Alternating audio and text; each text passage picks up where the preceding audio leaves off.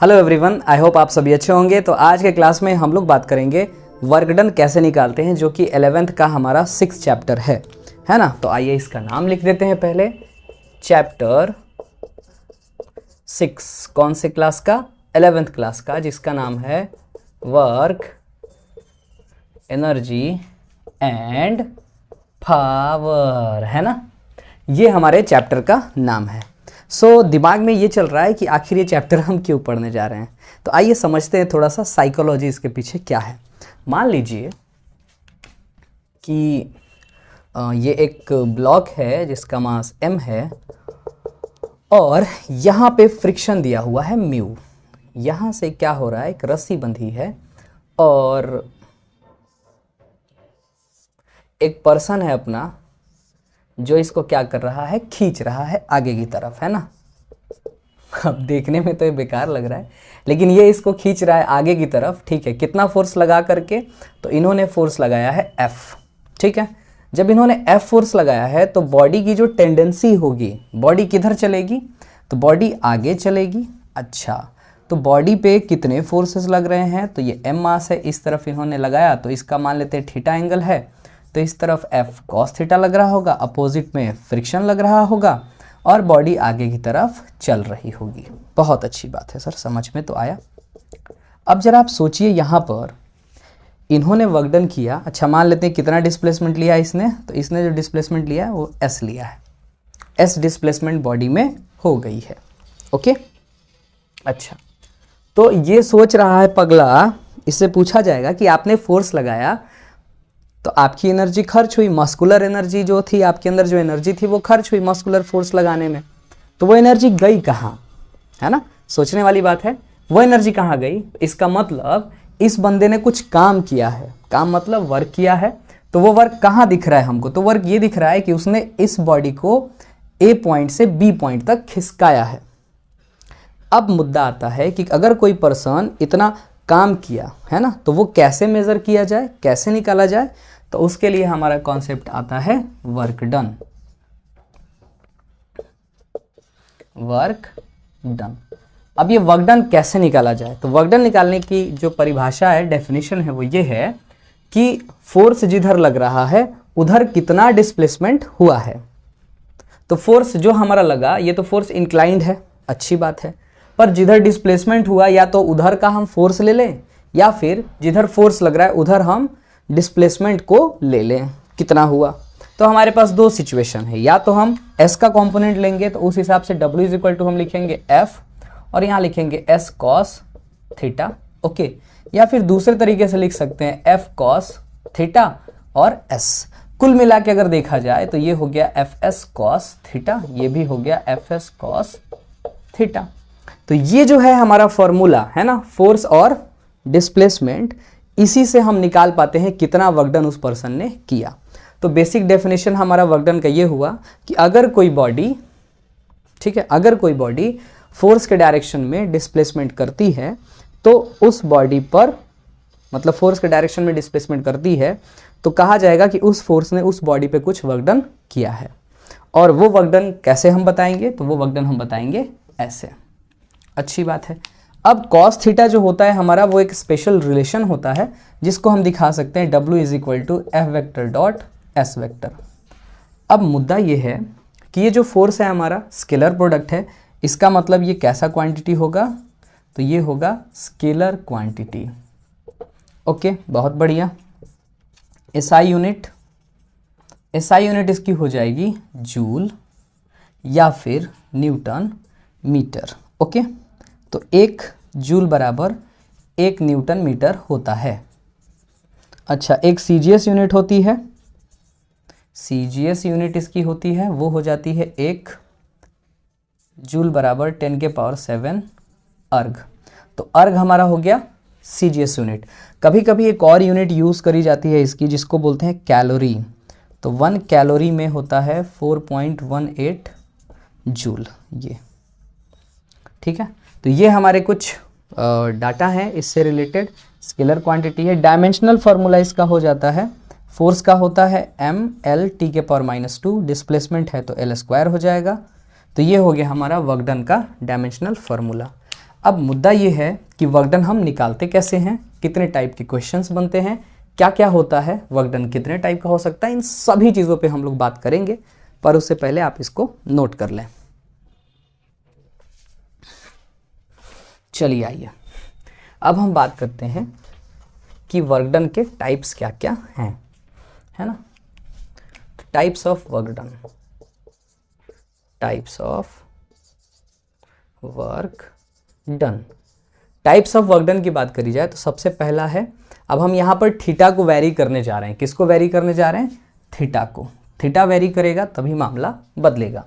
अब अगर थीटा हमारा क्या है, थीटा की वैल्यू 0 है, तो वर्क डन हमारा क्या हो जाएगा, मैक्सिमम उस समय हो जाता है, और ये हो जाता है एफ एस कॉस 0 डिग्री, जो एफ एस के बराबर हो जाएगा, जहाँ पर एफ फोर्स है, एस डिस्प्लेसमेंट है। बहुत अच्छे। दूसरा जो है theta is equal to 90 degree. इस कंडीशन में जो हमारा वर्क डन है वो एफ एस कॉस 90 डिग्री जो हमको देगा 0। क्यों? क्योंकि कॉस 90 की वैल्यू 0 होती है। अब इस कंडीशन में आपसे लोग बहुत सारे क्वेश्चन पूछते हैं कि कुली जो स्टेशन पर वर्क करता है बक्साइड होने में, वो आगे की तरफ ऐसे चल रहा है। तो देखिए अब यहाँ पे लोग बोल तो देते हैं, पर यहाँ पे किस फोर्स का वर्क डन पूछा जा रहा है ये भी ध्यान देना होता है, ठीक है। तो यहाँ पे अगर आप ध्यान से देखेंगे तो इस बक्से की जो नीचे की तरफ फोर्स लग रहा है वो mg, ऊपर की तरफ उसके सर से लग रहा है नॉर्मल, और वो चल रहा है इस तरफ। तो दोनों ही केसेस में, नॉर्मल और mg के केसेस में 90 का एंगल बनता है, जिसकी वजह से वर्क डन बाई mg 0 होता है, वर्क डन बाई नॉर्मल भी 0 होता है। तो ये जो है हमारा ये कुली वाला केस है, ठीक है। कुली जो है वो स्टेशन पे काम करता है, लोग कहते हैं 0 हो गया है ना, तो वो वाला केस मैं आपसे डिस्कस कर रहा था। दूसरा केस था। तीसरे केस पे बात करते हैं, इसको बोलते हैं 0 वर्क डन, और उसको बोलते हैं पॉजिटिव वर्क डन। चलिए और देखिए अब हम बात करते हैं तीसरे केस का। तो जो हमारा तीसरा केस है वो है जब थीटा की वैल्यू कितनी हो जाए, 180 हो जाए। 180 का मतलब मान लीजिए कि अगर किसी बॉडी को आप ऐसे खींच रहे हैं इधर F की तरफ से, और इधर क्या लग रहा है, फ्रिक्शनल फोर्स लग रहा है, और बॉडी डिस्प्लेसमेंट हो रही है इधर। तो फ्रिक्शन तो इधर लगा, डिस्प्लेसमेंट इधर हो रहा है ना, इस डायरेक्शन में। तो इन दोनों फोर्सेस के बीच का एंगल कितना हो गया, 180 हो गया। इसलिए इस कंडीशन में जो हमारा वर्क डन होता है वो मिनिमम हो जाता है, मतलब निगेटिव कहलाता है, माइनस का एफ एस। लिख के बता देता हूँ मैं आपको, एफ एस कॉस 180, जिसको हम लिखते हैं माइनस का एफ एस, क्योंकि कॉस 180 की वैल्यू -1 होती है। तो ये कुछ हमारे टाइप्स ऑफ वर्क थे जिस पे हमको बात करनी थी। अब बात करते हैं क्वेश्चंस कैसे आ सकते हैं, हाउ टू कैलकुलेट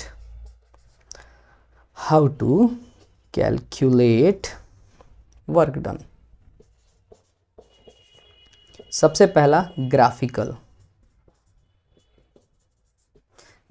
मेथड। अच्छा, दूसरा वर्क डन जो है वर्क बाय कांस्टेंट फोर्स। तीसरा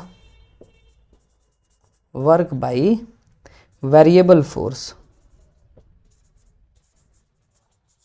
ठीक है। तो इन सभी चीज़ों के बारे में हम बात करेंगे। तो आइए शुरुआत करते हैं। पहला जो हमारा टॉपिक है ग्राफिकल मेथड से, कैसे ग्राफिकल मेथड काम करता है इसको समझते हैं। तो अगर आपको यहाँ पर ग्राफ दे दे, ग्राफ में यहाँ F दे दे और यहाँ S मीटर्स में, and force in Newton's, okay. मान लेते हैं कि आपको एक ग्राफ दे दे ऐसे। अब यहाँ पे डाटा दिया जाए, यहाँ पे मान लेते हैं 10 है, यहाँ पे 2 है, यहाँ पे 4 है। ये क्वेश्चन ही समझ लीजिए आप, इसी की हेल्प से हम सीखेंगे भी। एग्जाम्पल में ले रहा हूँ। तो इसमें आप वर्क डन कैसे पता करेंगे, तो पहले सोचिए, समझिए, ध्यान से देखिए। ये फोर्स है और ये S है। अगर हम इसका एरिया निकालते हैं, क्या निकालते हैं, एरिया, तो एरिया निकालेंगे तो फोर्स इनटू डिस्प्लेसमेंट होगा, और ये अल्टीमेटली क्या होता है, वर्क डन का फॉर्मूला होता है ना। तो एरिया निकालने से हमको क्या मिलता है, area of FS curve gives work done, okay. 2 और 4 ये मीटर्स में है। तो आइए निकालते हैं वर्क डन। तो जब हम वर्क डन निकालने के लिए जाएंगे तो हमको सिंपली एरिया निकाल लेना है। तो ये देखिए एक ट्राइंगल है पहला, और दूसरा क्या है, रेक्टेंगल। अगर ट्राइंगल का एरिया आप निकालने जाएं, work done is equal to area मैं निकाल रहा हूँ फर्स्ट पार्ट का, तो ये होता है हाफ इंटू बेस कितना है 2 है, हाइट कितना है 10, प्लस इसको देखेंगे तो 2 से 2, 4 में से 2 जाएगा तो 2 आएगा और कितना है 10 है, तो यहाँ से 2 ने 2 को मार डाला, 10 प्लस 20 मिला के 30 जूल। सो 30 जूल जो हमारा आया ये क्या आया, वर्क डन आया। ठीक है, तो बहुत ही आसान टेक्निक है इसको करने का। आइए और भी क्वेश्चंस लेते हैं, पर उससे पहले आप इसको नोट कर लीजिए।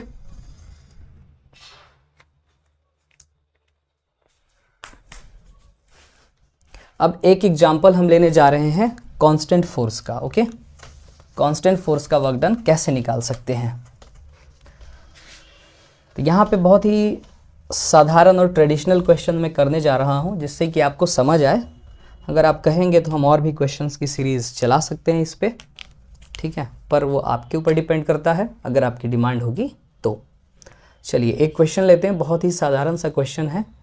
ये हमारा 5 kg का ब्लॉक है और इस पे हमने इधर फोर्स लगाया है 100 न्यूटन। यहाँ पर फ्रिक्शन दिया हुआ है 0.4 और आपसे पूछा है फाइंड,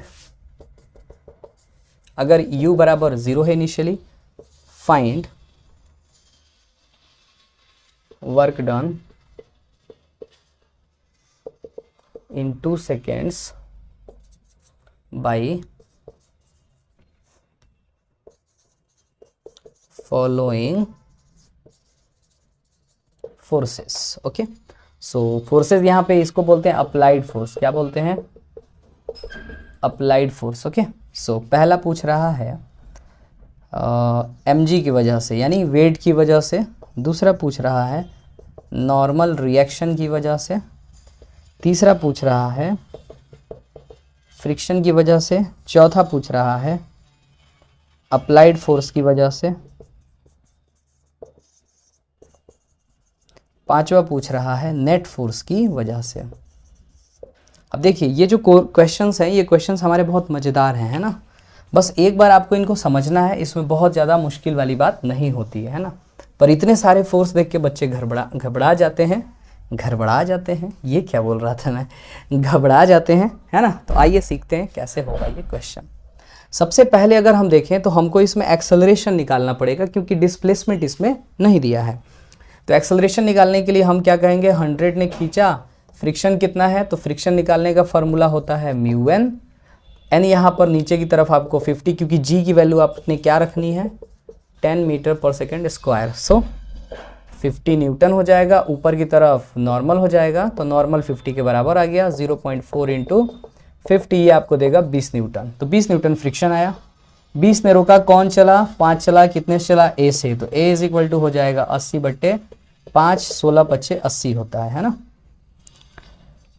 खैर ये आ गया हमारा metre per second square. Now s is equal to u t plus half a t square. Initial 0 है, कोई फर्क नहीं पड़ता, 16 इंटू 2 का स्क्वायर, तो ये हो जाएगा 32 मीटर, क्योंकि 2 से 2 कट जाएगा, 16 दूनी 32। अब बारी आती है निकालने की। तो पहले देखिए डायग्राम। अगर आप देखेंगे तो डिस्प्लेसमेंट आगे की तरफ और mg नीचे की तरफ, एंगल 90। सो पहला जो वर्क डन हमारा आएगा mg की वजह से वो आ जाएगा 0। दूसरा वर्क डन नॉर्मल की वजह से, तो नॉर्मल भी डिस्प्लेसमेंट इधर, नॉर्मल ऊपर, एंगल 90, नॉर्मल की वजह से भी 0। तीसरा क्या है, फ्रिक्शन। सो फ्रिक्शन का अगर हम देखें तो फ्रिक्शन डिस्प्लेसमेंट इधर हो रहा है, फ्रिक्शन इधर लग रहा है।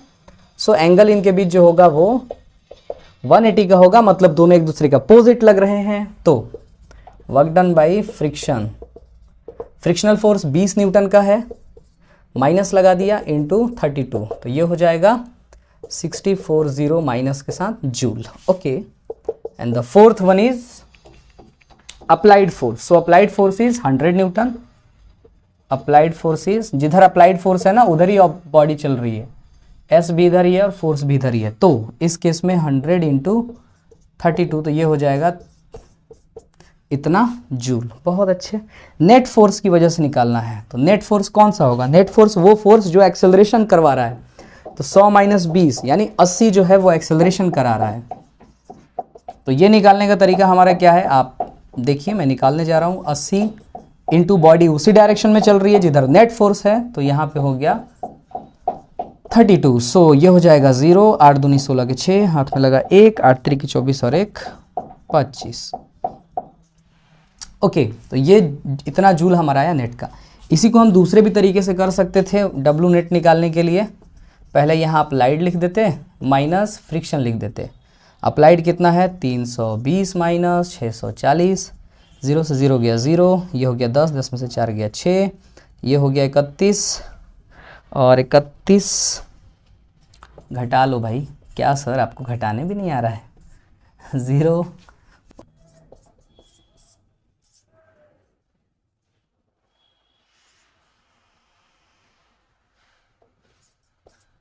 तो ये आ रहा है 2560, तो ये हो गया 2560 जूल। ओके, तो ये हमारा आता है वर्क डन। तो ऐसे क्वेश्चंस भी आपसे पूछ सकते हैं। अब इसमें और वो चेंज क्या कर सकता है, तो चेंज करेगा वो आपसे, तो ये फोर्स एंगल पे दे देगा, है ना, ऐसा दे सकता है, यहाँ पे पुली लगा सकता है, और भी इसमें चेंजेस हो सकते हैं। तो फटाफट आप इनको नोट कर लीजिए। चलिए, तो मुझे उम्मीद है कि आपको यहाँ तक समझ में आया है। इसके बाद जो हमारा टॉपिक है वेरिएबल फोर्स, उसको हम नेक्स्ट क्लास में कंप्लीट करेंगे, क्योंकि वो एक अलग से टाइम लेगा उसको बताने के लिए, क्वेश्चन कराने के लिए। तो आज की क्लास में इतना ही। अगर आपको हमारा काम पसंद आता है तो आप हमारे चैनल को लाइक कर सकते हैं, शेयर कर सकते हैं और सब्सक्राइब कर सकते हैं। ऐसे देखते रहें, सीखते रहें, क्योंकि जब तक सीखने का जज्बा है तब तक जीतने का जज्बा है।